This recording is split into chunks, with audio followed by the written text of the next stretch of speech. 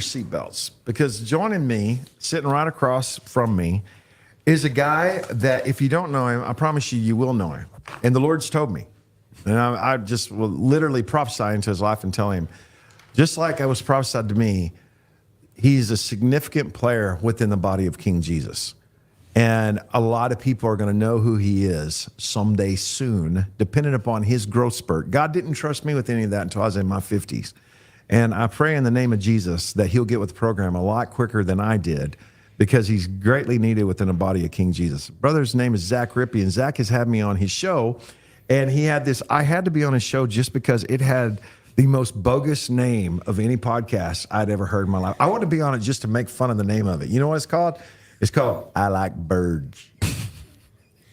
I Like Birds is the name of his podcast. I think it's a great name. It actually is a great name. It's just so weird. Just the generation behind me is a weird bunch anyway. And it's like, I like birds. Well, good for you. Turtles. Like, what does that mean?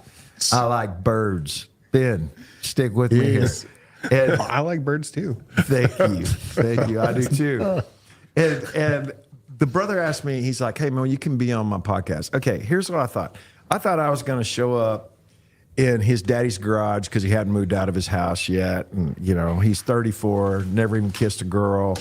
And he's got a little podcast thing inside of his daddy's garage. And he's going to, hey, will you get on here? And, you know, it's going to be cool. And oh, no. Listen, I got on this brother's show. This guy had his act together so much. And I was like, I cannot believe this show. I can't believe how good it was. I can't believe his production was better than my production. He had his act together way better than I have my act together.